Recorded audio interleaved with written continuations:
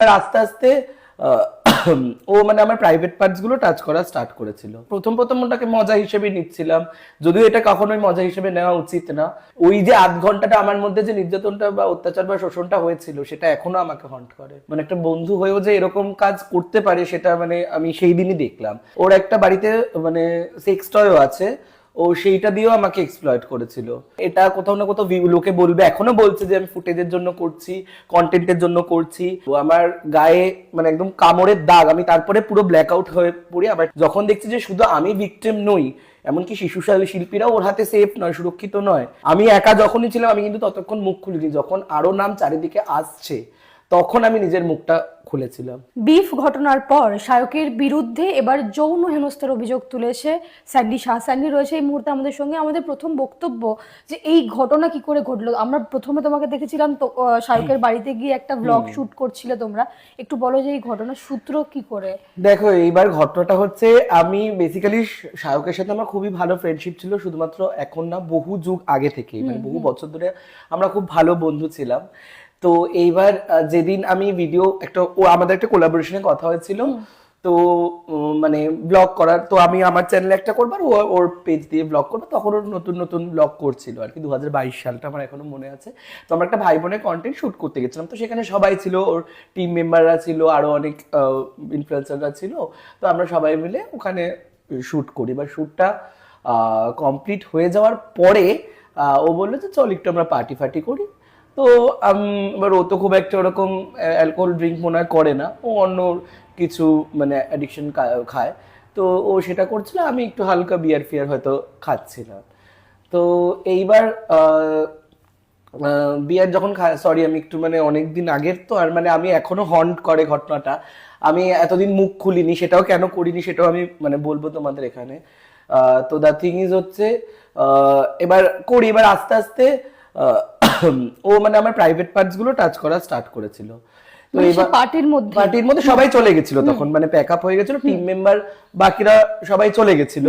তুমি এবং শায়ক ছিলে? হ্যাঁ, আমি শায়ক ছিলাম আমাদের রুমটা। এবার আরেকটা রুম আছে ওর ওই আগের ফ্ল্যাটটায় যেটা ভিডিও করতাম, তো সেইখানে হয়তো কেউ থাকতে পারে বা ছিল কিনা আমি জানি না, হয়তো আওয়াজ পাচ্ছিলাম, কিন্তু তারপরে কিছুক্ষণ পরে আর কেউই তখন ছিল না। তো এইবার তারপরে আস্তে আস্তে দেখি যে ও আমার মজার চক্করে, যেমন আমার বন্ধুরা করি আর কি, যে প্রাইভেট পার্ট গুলো টাচ করা স্টার্ট করছে। এবার আমি প্রথম ওটাকে মজা হিসেবে নিচ্ছিলাম, যদিও এটা কখনোই মজা হিসেবে নেওয়া উচিত না। তো আমি ওকে বারণ করি। এবার বারণ করার পরে ও কোনোভাবেই কথা শুনছিল না। এবার আমি যেহেতু অনেকগুলো মানে বিয়ার খেয়েছিলাম, আমি তেমন হুঁশেও ছিলাম না যে আমি উঠে ওখান থেকে চলে যাবো। আমি রীতিমতো চলতেই পারছিলাম, ওখানে বসেই ছিলাম। তো সেইখানে ও সেই আমার ওই সিচুয়েশনটা পুরো ফায়দা উঠিয়ে ও আমাকে এক্সপ্লয়েট মানে আমাকে হ্যারাস করছিল, নানান রকম ভাবে হ্যারাস করেছে। মানে লিটারালি মানে কি বলবো, মানে মুখের ভাষা নেই, অকথ্যর একটা পৈশাচিক রূপ। আমি মানে একটা বন্ধু হয়েও যে এরকম কাজ করতে পারে সেটা মানে আমি সেই দিনই দেখলাম। তো তারপরে ও করছে মানে রীতিমতো আধ ঘন্টা 40 মিনিট ধরে ও করেছে, এবং আমি যে চিৎকার করব সেই ক্ষমতাও নেই, আমি এতটাই মানে ড্রাঙ্ক ছিলাম আমি।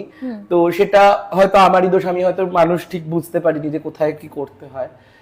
তো সেইখানে দাঁড়িয়ে ও করছে, এবং তারপরে শুধু, এবং আমি কি বলবো, একটা ভীষণ ট্রমার মধ্যে আমার সেই সিচুয়েশনটা ছিল। তো শুধুমাত্র তারপরে ও শুধু নিজে নয়, ওর একটা বাড়িতে মানে সেক্স টয়ও আছে, ও সেইটা দিয়েও আমাকে এক্সপ্লয়েট করেছিল, সেইখানে দাঁড়িয়ে প্রেজেন্ট ছিল আর কি। তো সেই সেক্স টয়টা দিয়েও আমাকে নানান রকম ভাবে মানে অত্যাচার করেছে, যেটা আমি একদমই লাইক করছিলাম না।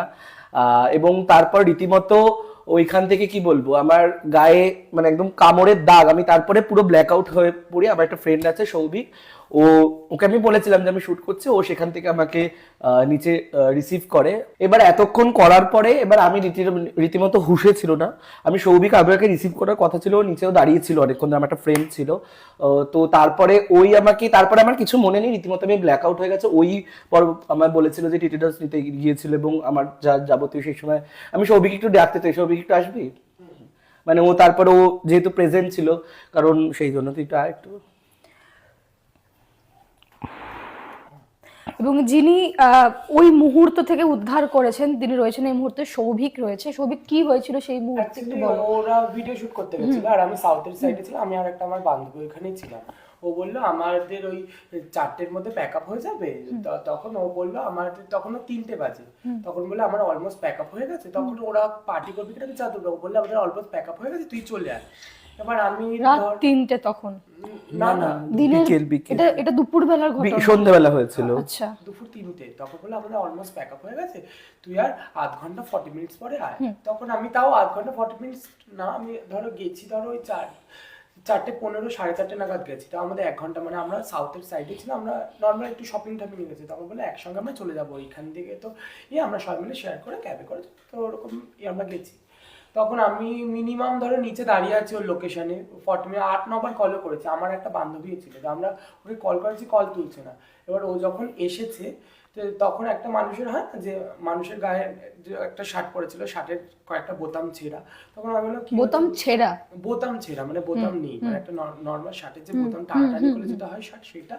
আর আমি নর্মাল একটা বলছি যে লাভ বাইট হলে যে একটা দাগ থাকে সেইটা না, বাইটের দাগ, মানে কামড়ানোর দাগ, ঘাড়ে, এই সাইডে, হাতের কাছে, এখানে, মানে 3-4টা। তোমার কোনো অনুভূতি ছিল না সেই মুহূর্তে? না, আমি অতটা মানে একদম বুঝতে পারছিলাম না যে কি ছিলাম না ছিলাম চারিদিকে, আমি মানে ফিলও করতে পারি, আমি এতটাই ড্রাঙ্ক ছিলাম। পরে ওরা সব দেখেছি, পরে তো মার্কস এবং তোমাদেরকে গেট খুলে কে ভেতরে নিয়ে আসলো? গেট খুলে না, আমরা গেটের বাইরে আছি, ওই আমি নিচে নেমেছিলাম নিজে থেকে, মানে কখনো ড্রিঙ্ক করলে দেখবে পরে কি থাকে মনে থাকে না, ওর হয়তো সেরকম হয়েছিল। একটা ঘটনা ঘটছে রুমের মধ্যে এবং তখন তুমি একেবারে আউট, তুমি একেবারে অজ্ঞান মধ্যে ছিল না। হ্যাঁ, তো তারপর গেট খুলে বাড়ি থেকে বেরিয়েছে, আউট হয়ে ওর মতো করে বেরিয়েছে। ও কিভাবে বেরিয়েছে ও নিজেও জানে না, ও বেরিয়েছে, আউট হয়ে বেরিয়েছে। এবার ওকে কেউ লিফটে নিচে ড্রপ করেছে না ও নিচে নেমেছে সেইটুকু আমি জানি না। আচ্ছা, ও যখন বেরিয়েছে, ও হাঁপাচ্ছে দেখছি, আর ওর গায়ের মধ্যে দাগ। তখন একটা নর্মাল যে লাভ বাইট আমরা যে নর্মাল দেখেছি, লাভ বাইট তো অনেকের গায়ে থাকে, সেটা আলাদা জিনিস, মানে জোর করে একটা কামড়ানোর দাগ সেটা আলাদা জিনিস। তো সেটা দেখে আমরা তখন, আমি আর ওই বান্ধবী মিলে ওকে বললাম, এটা যে কেউ কামড়ালে একটা হয় না যে ওটাই টিটেনাস নিতে হয়। তো টিটেনাসের তো ওর ব্যথাও ছিল 2-3 দিন। ওর তারপরে যখন ওর নেশা ভাঙে, তখন আমি ওকে বললাম যে ওর দাগ কিসে, তখন আমি ওকে বললাম যে এই ব্যাপার। তারপরে হালকা হালকা ঘটনা তো আছেই, মনে যে করছিল সেই ব্যাপারটা। কিন্তু ওই হসপিটালে মানে লোকাল যে মেডিসিন ইয়েতে ওই ব্যাপারটা আমার কিছু মানে ওটাই পুরোটাই বলেছিলাম যে তুই লাইভ করে বল। তখন ও তখন নিজে বলে যে দেখো আমার মনে হয়েছিল যে কেউ বিশ্বাস করবে না কথাটা, এবং এটা কোথাও না কোথাও লোকে বলবে, এখনো বলছে যে আমি ফুটেজের জন্য করছি, কন্টেন্টের জন্য করছি।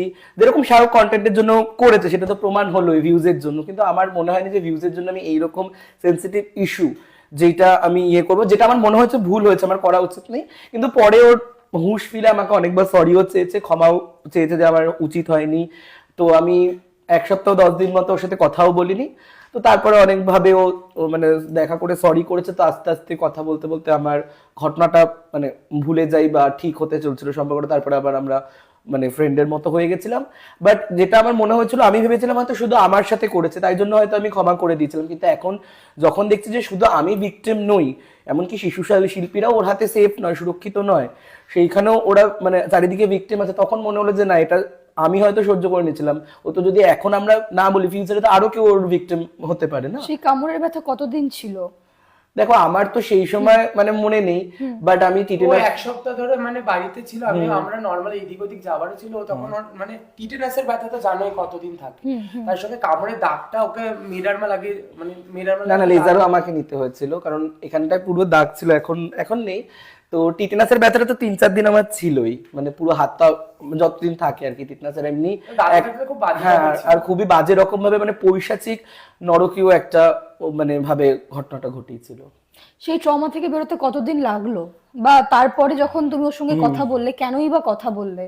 এবার দেখো, ও অনেকভাবে মানে ক্ষমা চেয়েছিল আমার কাছে, যদিও এটা হোলি পার্টিতে একবার দেখা হয়, তখন ঠিক করার চেষ্টা করে না, যদিও এটা ক্ষমার সঙ্গে কি প্রথমে ওই শায়ক এসে কথা বলতে এসেছিল না, যদিও এটা ক্ষমার অযোগ্য একটা কাজ আর কি। কিন্তু আস্তে আস্তে দেখলাম যে যে ও ঠিক করার চেষ্টা করছে। বললো যে দেখ, আমি মানে ও আমাকে লাইক করে, বেসিক্যালি আমাকে বলছে যে তোকে আমি খুব লাইক করি অনেকদিন। লাইক মানে কি ভালোবাসে তোমাকে? হয়তো ওয়ান সাইডেড ছিল, আমি কখনোই ওকে ওইভাবে ওই চোখে দেখিনি। তো ওই লাইকের ইস্যু থেকে মনে হলো যে আমি নিজেকে কন্ট্রোল করতে পারিনি, আমি তোকে হার্ম করতে চাইনি, মানে ভালোবাসতে চেয়েছিলাম, এইটা ওর বক্তব্য ছিল। তো তারপরে আস্তে আস্তে আমি দেখি ফ্রেন্ডশিপ আবার নর্মাল হয়ে যায়, নর্মাল কথা বলি। আমি ভুলেও গেছিলাম এত বড় একটা ঘটনা, কিন্তু ওই যে আধ ঘন্টাটা আমার মধ্যে যে নির্যাতনটা বা অত্যাচার বা শোষণটা হয়েছিল, সেটা এখনো আমাকে হন্ট করে। আমার লিটারালি মানে এখনো গা কাঁপছে বলতে গিয়ে। এবং এই মুহূর্তে দাঁড়িয়ে স্বামীকের বিরুদ্ধেও একটা অভিযোগ এসছে, সেই ক্ষেত্রে তোমাদের দিকে বারবার করে ফিঙ্গার পয়েন্ট করা হচ্ছে যে কন্টেন্ট ক্রিয়েটাররা কেন এই রকম ভাবে জীবনযাপনটা বাঁচছে, এই প্রশ্নগুলো বারবার আসছে এই মুহূর্তে। মানে কিরম জীবনযাপন এই যে বাঁচছে? তোমার একটা কথা হলো এই মুহূর্তে, এবং স্বামীকের একটা, এবং সায়ককে নিয়ে চলছে এই মুহূর্তে, তো সেই ক্ষেত্রে তোমাদের কাজেও তো এটা হ্যাম্পার হচ্ছে। হ্যাঁ সেটা তো অফকোর্স, যে আমাদের একটা মেন্টাল, দেখো এই ঘটনাটা আমি পুরো ভুলে গিয়ে নতুন ভাবে মজাও করেছিলাম ওর সাথে, ভিডিও আমি রোস্ট করে ওকে একটা ভিডিও কলও করেছিলাম, সব ঠিক হয়ে গেছে। কিন্তু তারপরে দেখলাম ও আমায় ব্লক করে দিয়েছে, আবার এই নিউজগুলো দিয়ে কালকে রাতে দেখলাম আনব্লক করে আমাকে মেসেজ পাঠিয়েছে। তো সেইখানে দাঁড়িয়ে এই যে ঘটনাগুলো তো অবশ্যই কাজে এফেক্ট করছে। আমার তো আবার সেই যে ট্রমাটা আমি 1 মাস কাটিয়েছিলাম সেইটা আবার মানে রিভাইভ করছে, মনে হচ্ছে আমি আবার সেই ফেজটার মধ্যে যাচ্ছে, ভিডিও করার মানে মনই হচ্ছে না বা কন্টেন্ট করার। বাট শ্রমিকের যে কেসটা হয়েছে আমি জানি না তার সত্যতা এখনো কতটা কি আছে, বাট ও যদি সত্যি এরকম কাজ করে থাকে তাহলে সেটা অবশ্যই নিন্দনীয়। যদি কোনো মেয়ে, কারণ আমি তো দেখো অনেকেই এটা একটা হাসির খোরাক এন্টারটেনমেন্ট হিসেবে নিচ্ছে, কিন্তু যার হয়, যার ক্ষেত্রেই অত্যাচারটা হয় বা যার সাথে হয়, শুধুমাত্র সেই কিন্তু বুঝতে পারে যে এটার পেইনটা বা ব্যথাটা মানে কতটা, বা এর যে কষ্টটা যে কি, সেই একমাত্রই ফিল করতে পারে।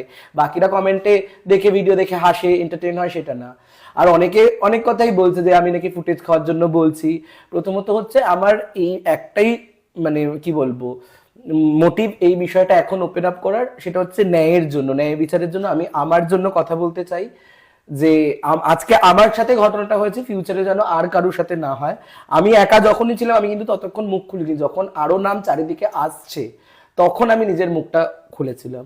তোমার বন্ধুর সার্কেল থেকে বেরিয়ে তুমি আর কারোর সঙ্গে এই বিষয়টা নিয়ে আলোচনা করো না? হ্যাঁ, আমার ক্লোজ ফ্রেন্ড ওরা তো ছিলই, তারপরে এবং ইন্ডাস্ট্রিরও অনেককে আমি বলেছিলাম যে এই ঘটনা দেখো। তখন বলে হচ্ছে হ্যাঁ, এবার আমি তখন বলেছিলাম ইন্ডাস্ট্রি অনেকেই, কিন্তু কাউকে আমি পাশে পাইনি সেই সময়। যারা যারা আমার পাশে ছিল সবাই মানে আমার সাপোর্ট কেউ করেনি বা আমার পাশে এসে দাঁড়ায়নি। তো আমি সেখানে একা এসে আমি ভাবলাম যে সোশ্যাল মিডিয়ায় জানাবো, সেটা তো লোকে আবার ভাববে যে আমি ভিউজের জন্য তুমি করছি। কি সত্যি ট্রোলের ভয় পাও এখনো অবধি? না, আমি একদমই ট্রোলের ভয় পাইনি, বাট একটা তো সত্যতা দেখো, শায়কের যখন তখন যা ইমেজ ছিল আর আমার যা ইমেজ চলে আসছে, লোকে তখন শায়ককেই সাপোর্ট করতো, আমাকে ভাবতো আমি মিথ্যা কথা বলছি। কিন্তু এখন যখন আর আসল সত্যটা চারিদিক থেকে উন্মোচন হচ্ছে, লোকে ওর রূপটা দেখে ফেলছে, এখন আমার কথাগুলো লোকে ট্রাস্ট করবে, বিশ্বাস করবে। আমি তো বলতেই পারি রোজ এক একটা কথা, আমাকে তো অডিয়েন্স যার জন্য বলছে, যার জন্য বিচার চাইছি, তারাই যদি বিশ্বাস না করে তো তাহলে তো আমার মুখ খুলে কোনো লাভ নেই। মানুষ হিসেবে কেমন সায়ক? দেখো, আমার সাথে আমি মিথ্যা কথা বলবো না, বন্ধু হিসেবে আমার সাথে ভালোই ছিল। আমার সাথে কখনো এই পার্টিকুলার অভিশপ্ত রাতটা ছাড়া মানে সন্ধ্যেটা ছাড়া আমার সাথে কখনোই কোনো খারাপ বিহেভিয়ার করেনি। আমরা অনেক পার্টিতে গেছি, আমার বার্থডেতেও এসছে। তো এই পার্টিকুলার দিনে ছাড়া আমার সাথে কখনো খারাপ বিহেভ করেনি। বাট চারিদিক থেকে যা কানাফুসো শুনছি, সবকিছুই হচ্ছে, তো ভালো আর কি করে বলি? এত কিছু যখন ঘটছে তো সেই মানুষটাকে তো আর ভালো বলা যায় না, না?